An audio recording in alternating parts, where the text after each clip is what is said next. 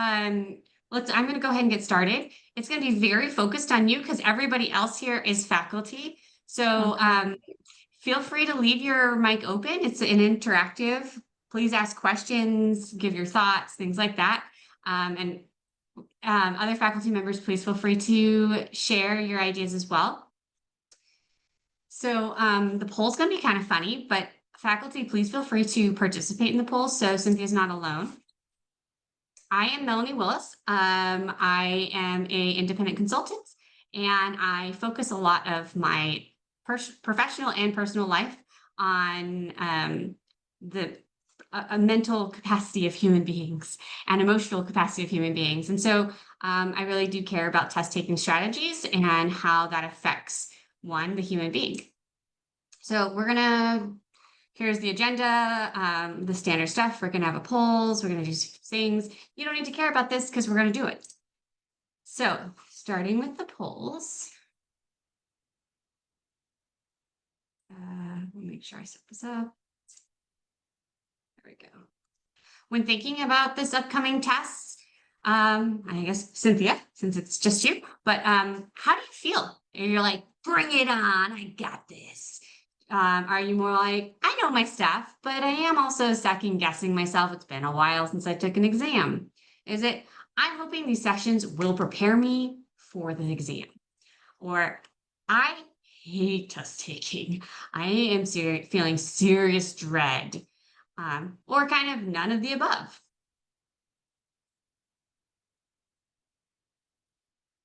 Okay. All right. Looks like some of our faculty is answering. Thank you. Give it just a second more in case anybody else wants to.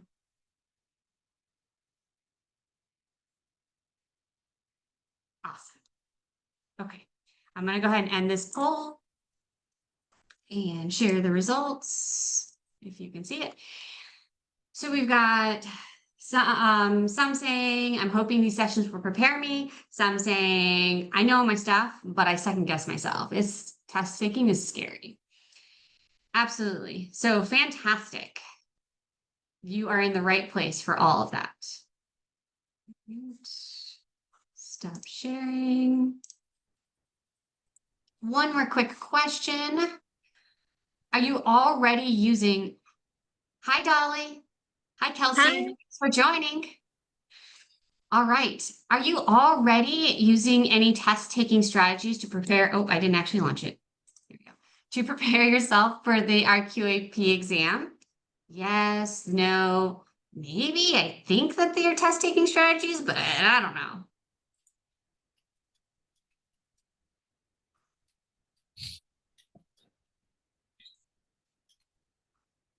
All right.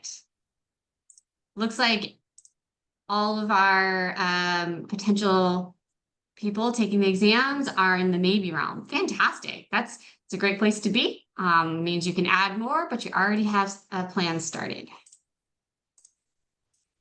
Okay. With that in mind, let's go to the next slide. So this is a long exam. Long exams mean a few things. They bring challenges that is beyond just, do I know the material? These things could be anxiety due to time constraints. This could be the pressure to quickly move through it because you're thinking about the fact that it's timed. And then subject fatigue, which is the feeling of being burnt out by the time you get towards the end of the exam.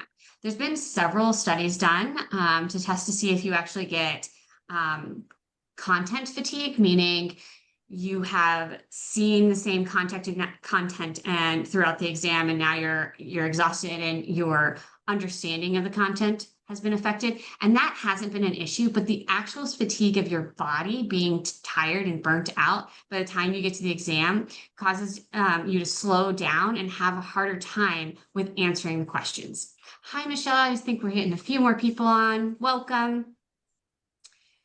So what does this mean? Like, how do you address some of these things? One, know that it's real. Like, it's not just you. Everybody deals with this. So some tried and true standard test strategies for standardized test taking. This is for any standardized test that we're talking is more than an hour long. You want to prep your daily routine to be easy for the rest of the day. Yes, you may have to go back to work or you may have to work beforehand, but make as much of it as easy as possible. This might mean the day before you're actually you're making your lunch. Maybe you never do that, but today you made your lunch and everything is ready to go. All you have to do is open that fridge and grab it. Maybe that means setting out your clothes so you don't have to think about one more thing when you wake up. I know exactly what I'm wearing and it's comfortable and I don't have to wonder if it's going to be comfortable because I already picked it out the day before thinking about all those things. Read all the directions. You have access to the directions before you get there. So please do read those before you even arrive for your exam, whether that's at a testing facility or if you are doing it remote. Have all of that read days in advance. During the exam, time management. Don't spend too much time on any one question. You're going to hear that every single session of the training sessions because it's such a key piece. You have to answer them all, right? The more you answer, the higher likelihood that you have a higher score. Right? If you spend a lot of time really nitpicking on one or two of them, that can affect whether you finish. So if you feel like you're sitting on that fence and you're rereading, move on. Flag it and move on. Like I just mentioned, answer all of the questions.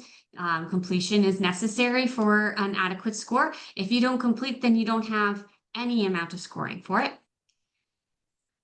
Eliminate answers, wrong answers or right answers. We'll talk about induction versus deduction. How many people know whether they're an induction or deduction learner or thinker? Anybody? Do you know what that means? How about a show of hand for those who have no idea what induction versus deduction thinkers are? Which is pretty, oh, Cynthia knows she's a deduction thinker. All right. Good for you, Cynthia. It's rare for people to actually know. Okay, so a deduction thinker, we're going to start with Cynthia's, is someone who takes the information and removes things that don't work at all. They know they don't work. An induction thinker adds things. So if you're a deduction thinker, you're the kind that when you get to a multiple choice question, the first thing you do is you eliminate the two that have no chance. If you're an induction thinker, the way you want to do it is hide all of the answers, think through the question, come up with the answer yourself, and then find that answer. So very different ways of thinking and ways of approaching a question. So knowing whether you're an induction thinker versus a deduction thinker is super helpful.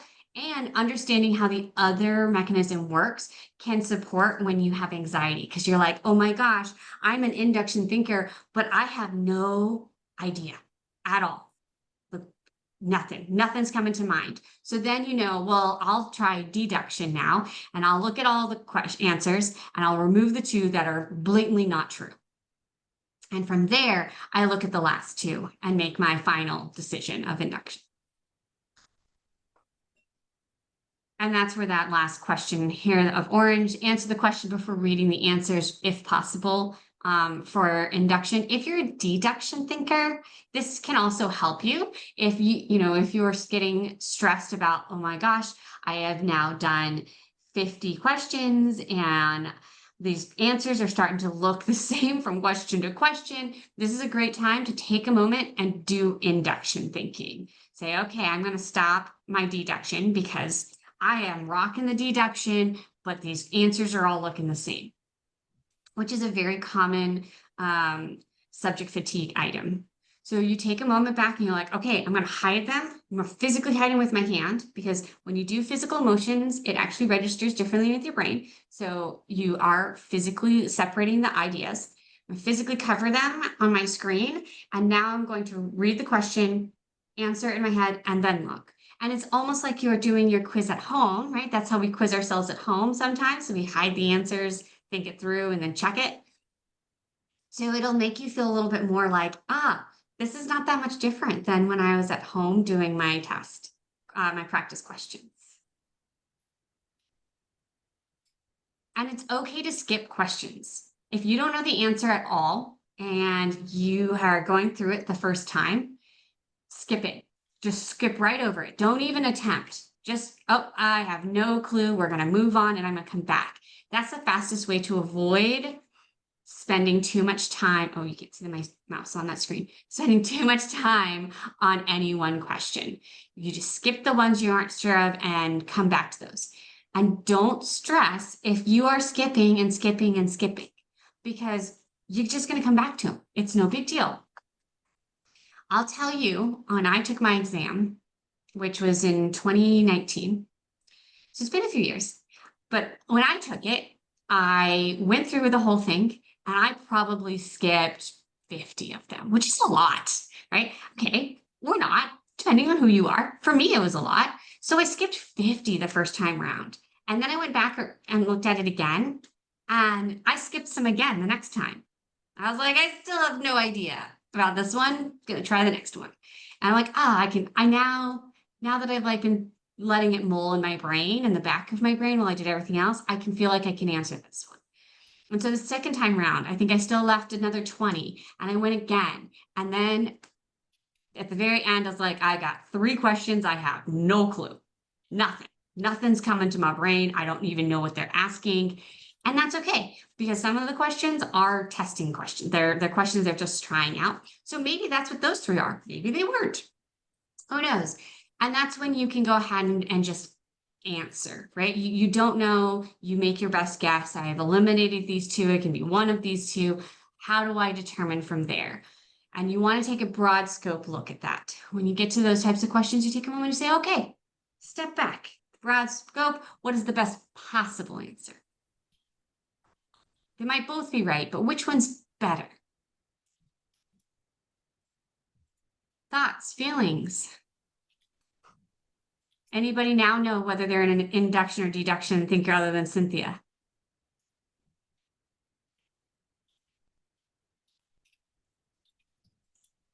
We got another deduction thinker. Ooh. All right. That's rare. You know, I believe it's actually more common to be an induction thinker in the population. At least when I did my research a couple years or last year for this. Very cool. Okay. So what are you going to do? Learn, how are you going to set yourself up for success? You have 6-7 weeks, Camilla, before the start of the exams. You already probably, right, if you are signing up for the exam, you already know the regs. That's set. You know what the regulations say, and now you need to learn how you're going to answer it on the exam. How you're going to take your knowledge and plop it in a standardized test. So first, what kind of learner are you? Because all the rest of these courses that you're going to take, you're going to want to know, are you a tactile learner?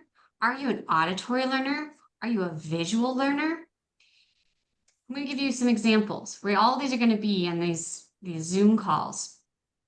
So if you're a visual learner, you want to see these screens. You want to make sure that when you're engaging and watching this, that you are actually looking at the screens as they're talking.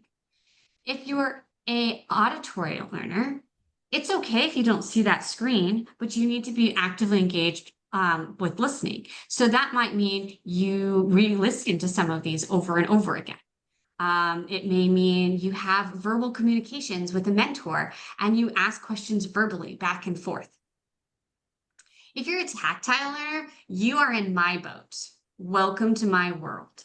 I'm a tactile learner. So one of the things that I like to do is, oh, my blur is not allowing, is taking sticky notes, which are not allowed in the labs, but they're allowed in your home. So you take these fantastic things, and as you go along and you have questions, you write the question, and then you learn the answer and you write the answer.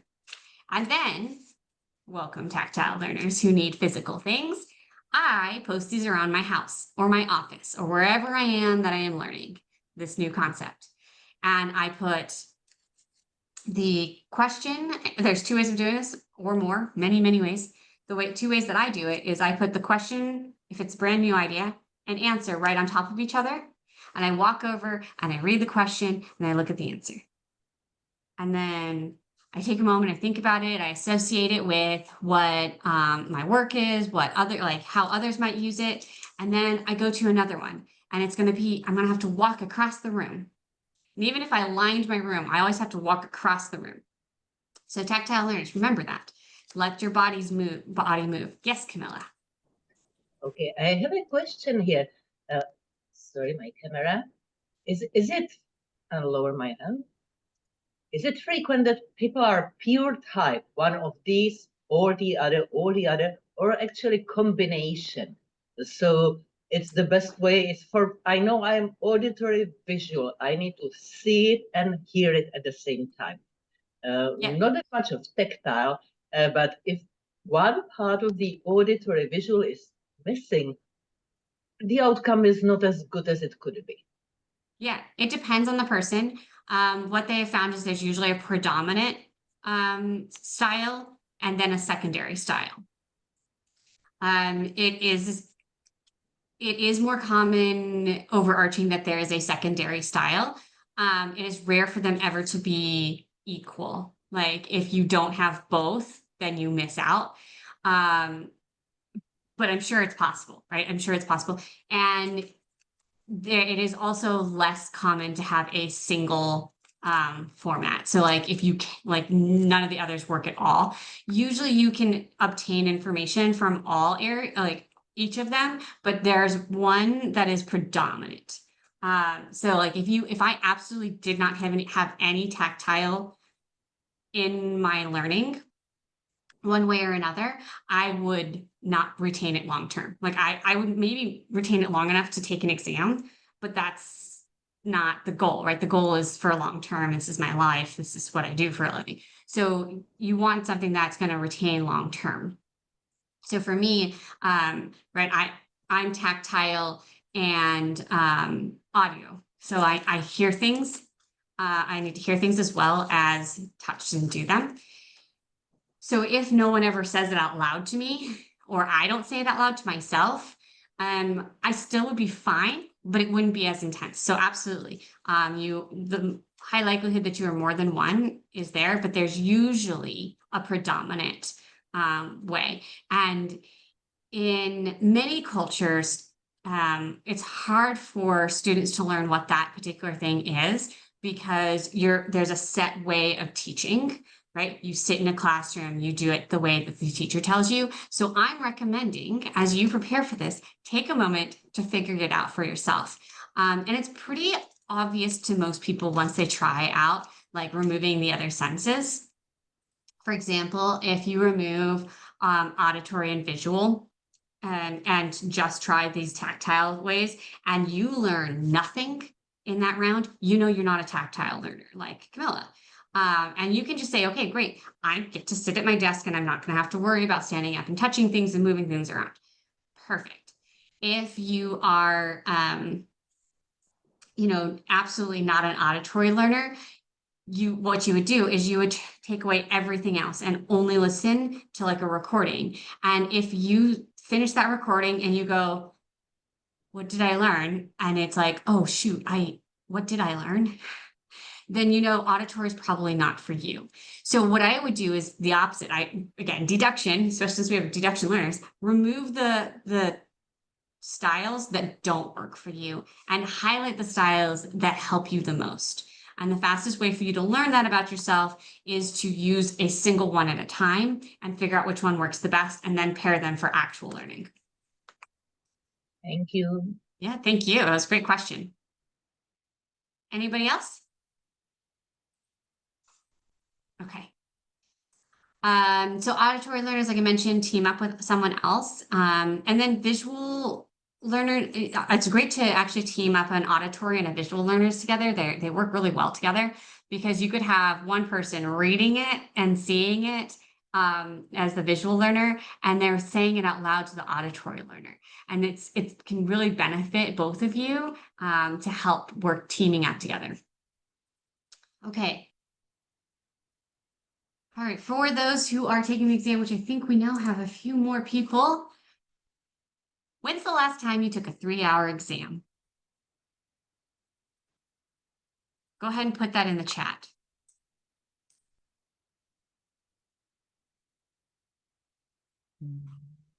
So for visual learners, this one right here. Uh-oh, I think we lost everyone. Grace, did you want to just say it out loud? I see you. I tried. I was trying Well, to type. I was like, oh, I'm trying to remember when I last take a exam that long. No, I have no recollection. In college, I mean, that was like even in my master's program, I never had to sit anything in at any one time. Probably to get into your master's program, you probably did though, right? You probably had to take the, what are they called? This GRE? No, actually, I transferred from my undergraduate to the master's, so I didn't have to sit that one. So, because I was Yeah, yeah, I had good grades in and on my undergraduate, cum laude. So, fantastic. yes, so I just transferred into the master's program at the same college. So that was Okay. kind of easy. But So Grace, it might have been for you. It might have been all the way till high school then. Where the yeah, last I'm time you guys thinking. testing was. Okay, Cynthia says college probably. So unless you are just out of college, it's been a while. Dolly says 11 years during her master's. Oh, we get some multiple masters. It's good for you guys. Fantastic. So it's been a hot minute. Okay. Mhm. Yeah. So there's a couple of things I want you to think about when you realize that you're about to take a 3-hour exam and it's been a hot minute. When's the last time you did anything that you sat and did? You didn't have any distractions. You had to sit and do a single task for 3 hours. As an adult, it's rare, right? Even our workload, you don't just generally don't just sit down and look at one task for 3 hours. You have emails in between. You have all sorts of things. You might have interruptions, people coming into your office. Very rarely do we sit with nothing else and do 3 hours. So keep a couple of things in mind. Prep yourself for that. As these weeks go along, find time to do a single task, even if it's something fun. Maybe it's doodling, maybe it's, who knows, a singular task for longer and longer periods until you are comfortable in doing something for 3 hours. And when I say that, you do get breaks, right? You absolutely can say, hey, I need a bathroom break. I need to step out and have a snack. All of those things are possible. But keep that type of routine in mind as you practice sitting and doing a singular task for 3 hours, because it's like a marathon, right? You want to prep yourself for that mental marathon. And then what Can I raise experience? my hand or ask I'm trying to see. Absolutely. Yeah. So my question is like I'm an auditor, so the only time I really sit still is when I'm actually on site, and that is seldom. When I need to get up is actually going to the bathroom. So I'm really out there because you're there for like 2 days or 3 days to get a specific job done. So that's really intense, and you're really exhausted after that. Just your brains are tired or fog just sitting there all day. Yeah, for sure. Yeah. I too am they do 2-day audits also like that. And I know that when I do it, sometimes I stand up just to stand up to like give myself a break. You're allowed to do that. Just know the rules of the facility you're going to. Mhm. So if you're used to sitting and doing a singular task for 3 hours, great. This is one piece of it that you won't have to struggle with. Most people, though, in myself included, in doing those types of audits, I might look at one area and one type of documentation, and then I will intentionally change the way what I'm looking at to another so that I can see, one, I can see everything as we Right. do with audits, right? And Mhm. two, so that I am not fatigued by the same documents. So things to think about, right? You need a singular, when you do an exam, it's going to feel like the same topic It's going to feel like you're doing the same task over and over and over again. And it's not going to be the same as like an audit where you're going to look at different things throughout a study. It would be like looking at a singular training file for 3 hours, right? So take that time to really check in with yourself and make sure you're comfortable with, can I truly sit and look at the same type of topic for 3 hours? And I would recommend building yourself up if it's been a while since you took a 3-hour exam or any other 3-hour sit and do nothing but this. Last week I attended the other session, but I'm really concerned about we have the new R3 out. Is that what we would be our focus of reference? Because I'm gonna be doing the GCP, or what I'm trying to do is the GCP end of it, versus the GLP, is to really look at the this is the candidate handbook and all the section, and just ensure that we can cover all of that section. These sections are understand, pretty much these areas. Because I'm Okay, so not I would quite sure how the study guide is gonna go or what to Yeah. study for. Okay, so a couple of things. This particular session is separate from all of the others. This one's focused solely on test taking strategies. The Okay. others will go into each of the regulations a little bit differently. Mhm. Additionally, all of the exam questions were written long before January, so R3 will not be included yet. Because Okay. they are something that goes through, the way that the process goes is new questions are created, then a few of them are test run each cycle of exams. And once they've gone through and gotten adequate testing, then they actually get added as official questions. So there's going to be a small chunk, and Camilla might know the exact number, of questions that are actually trial questions. They're not official questions that you're going to get graded on. You will not know which ones those are. But it does allow them to kind of like test out some of the questions to see if they're viable.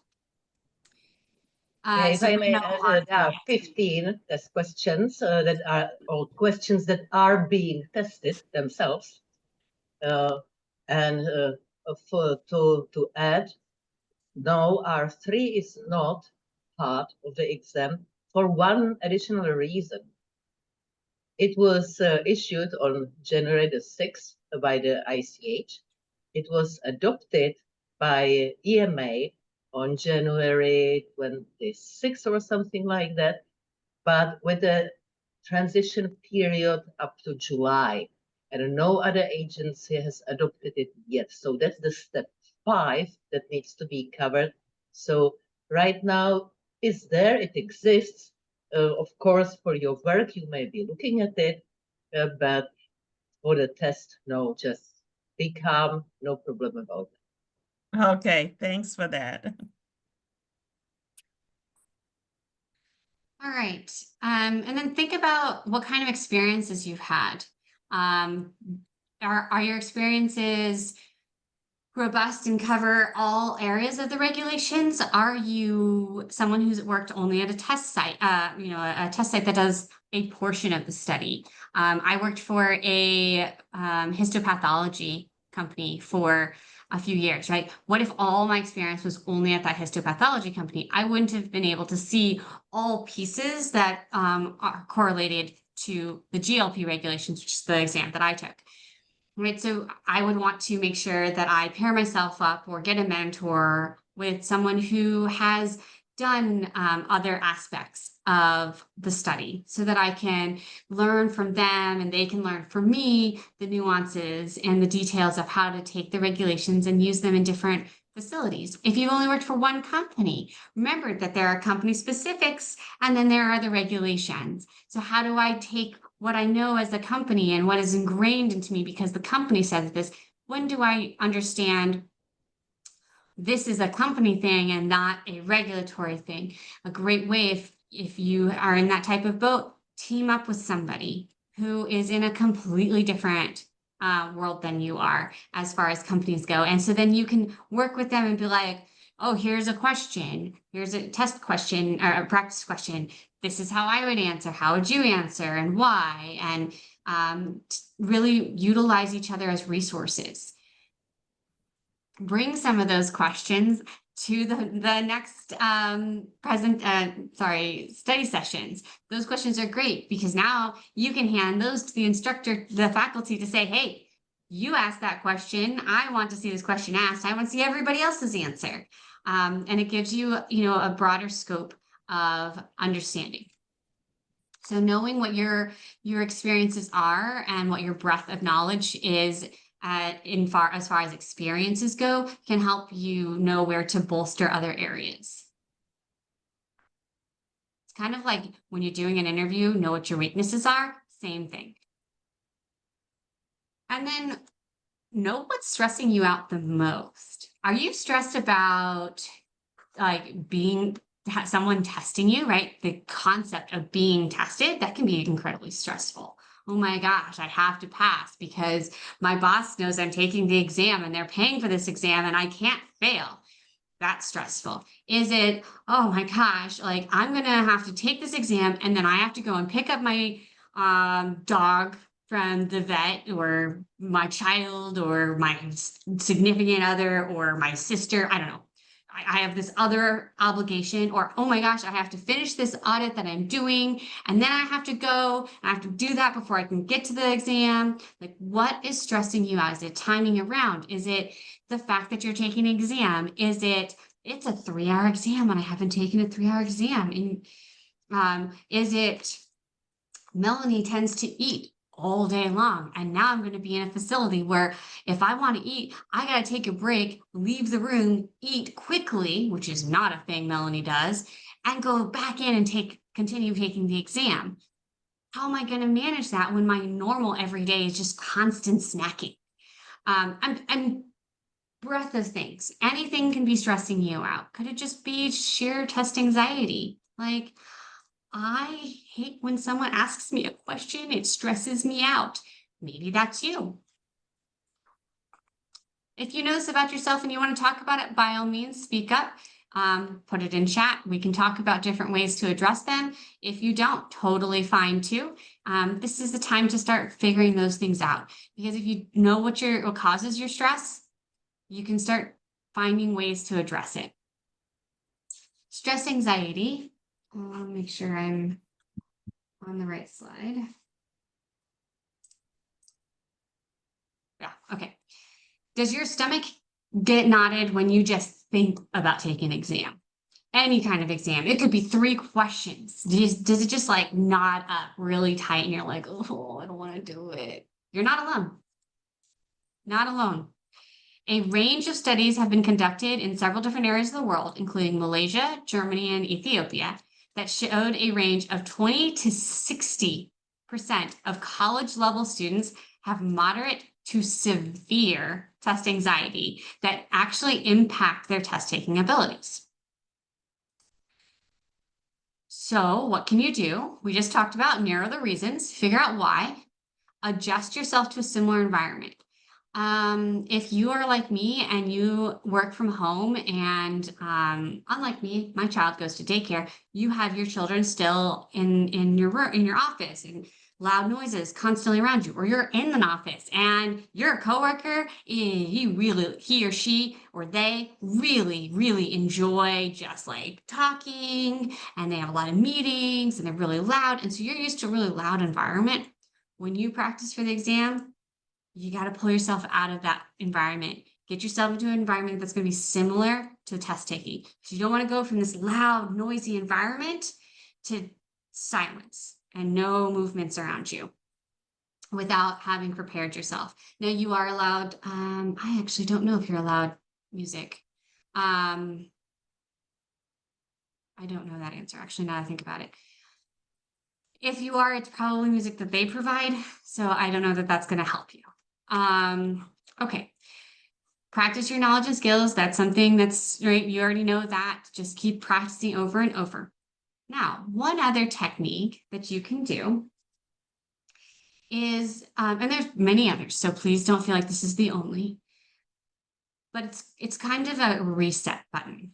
So if you're sitting down and you are like, I got this, I went through 3 questions and now I'm panicking.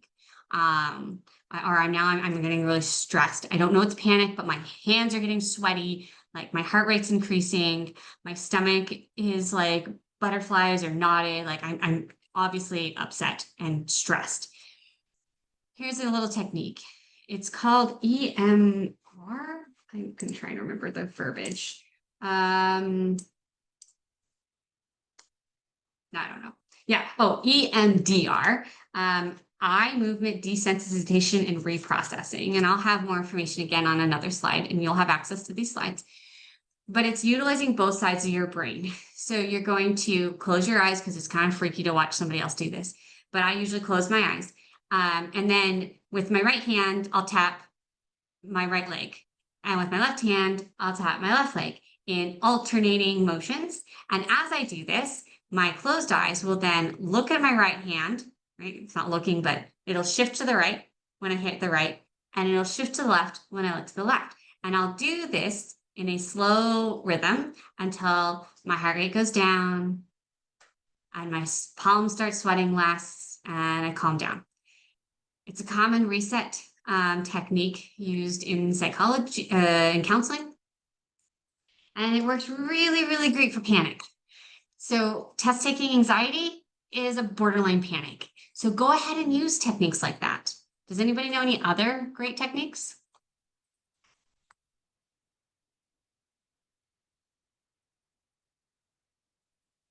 No? Okay. If you change your mind and you want to put it in the chat, by all means, do so. So kind of in summary, it's a long test. Read the rules of the location. If they let you stand up and stretch, take advantage of that.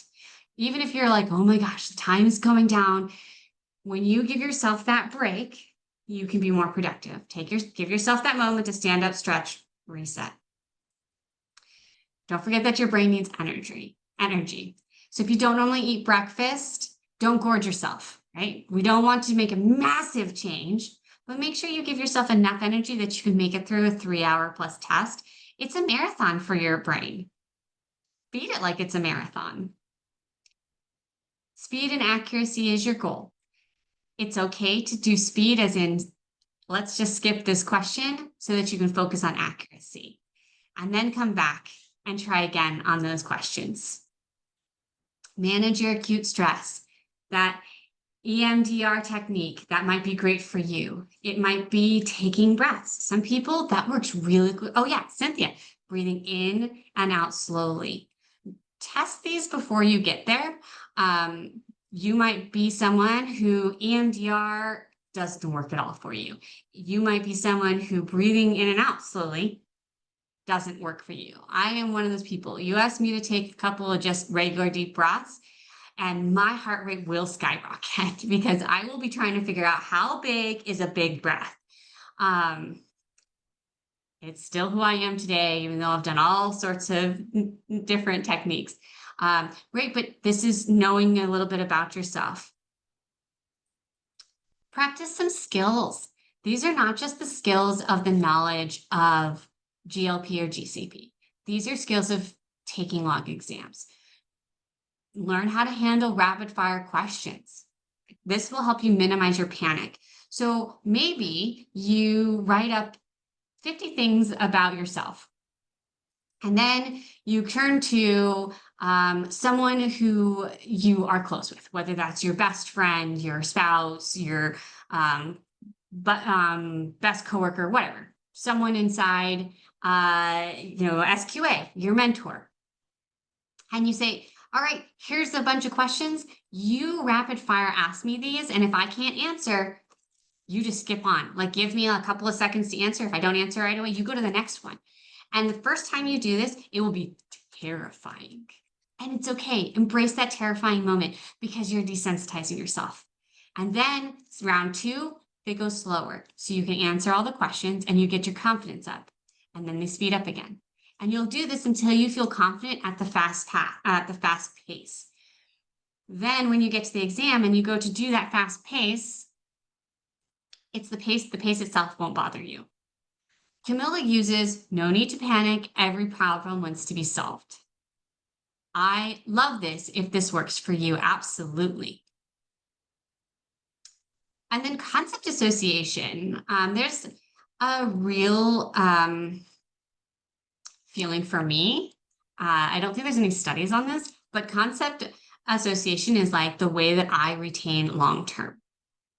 Find the thing that works for you. Find what works, right? For me, this is a technique that I like because then I might be thinking about, or I might be grabbing my favorite chips, right? And every time I grab my favorite chips, I think about test article characterizations, right? Because I learned about test article characterizations while eating my favorite chips. And then I went to another subject, and that subject I was drinking my favorite drink, coffee, beverage, tea. I don't drink coffee, but I'm too much energy. But right, you associate it with different things. That way, when you're not actively studying, but you're actively eating your favorite chips or drinking your favorite hot beverage, your brain is reassociating those same things. It actually is a passive way of studying, and allows everything to stay much more upfront. Because if you study and then you walk away from it, and then you study and you walk away from it, your brain is associating studying with the sitting down doing this moment of studying. Versus if you do it all the time, it doesn't have to open the file because the file has to be open at all times. Anybody else have a fun technique like that?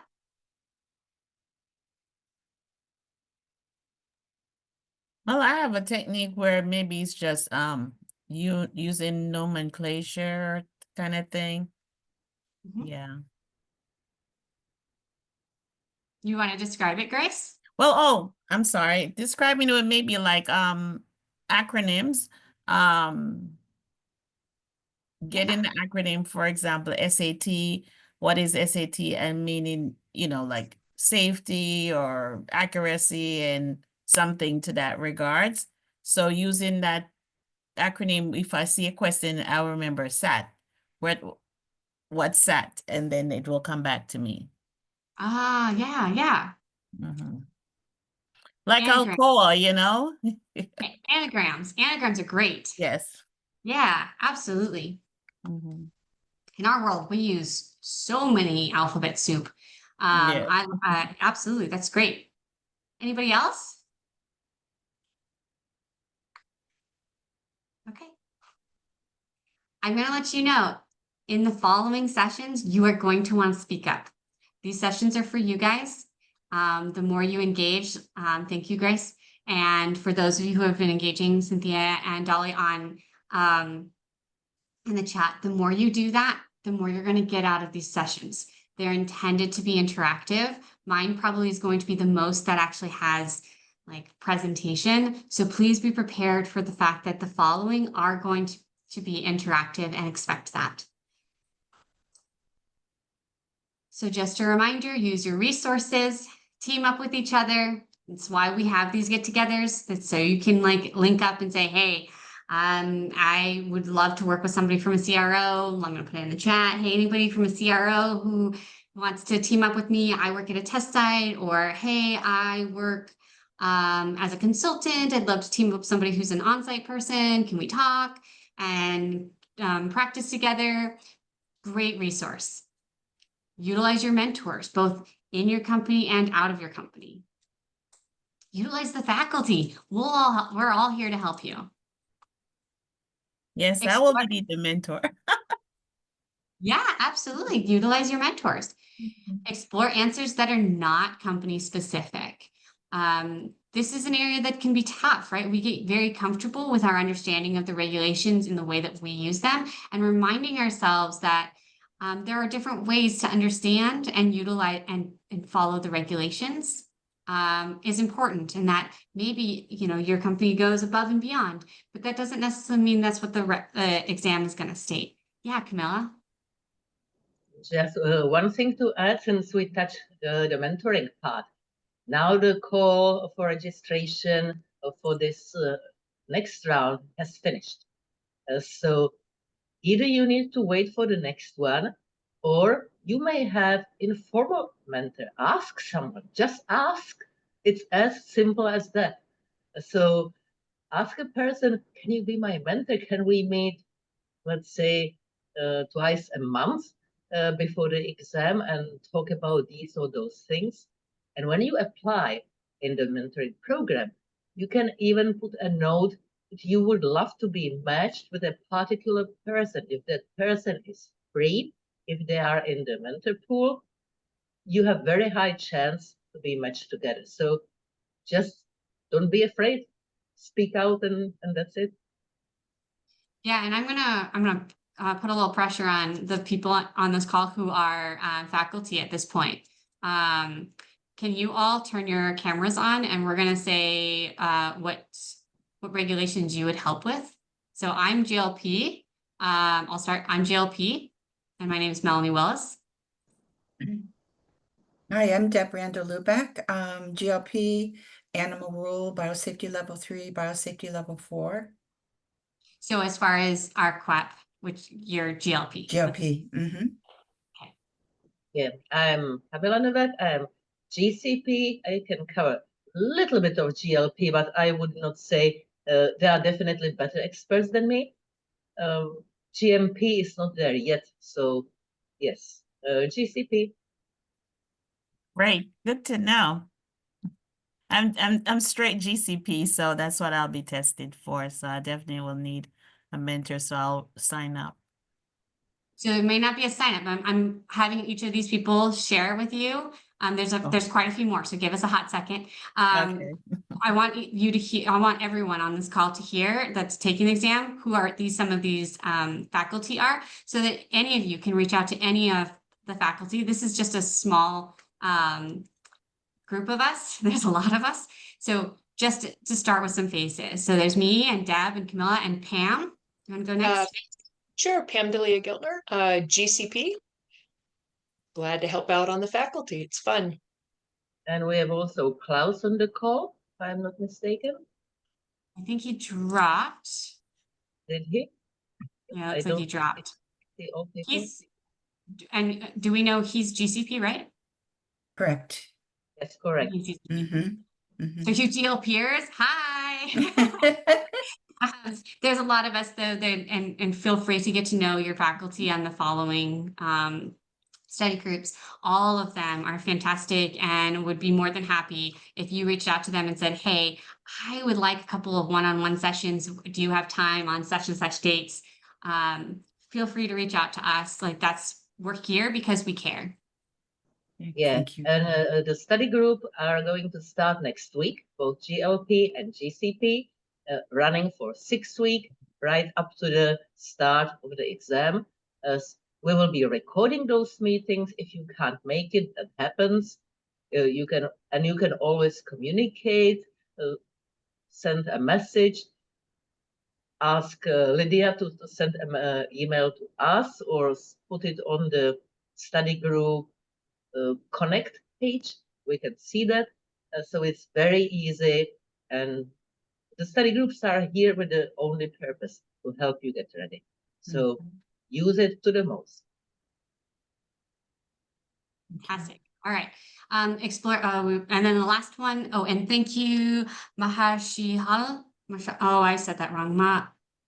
Maharshilal.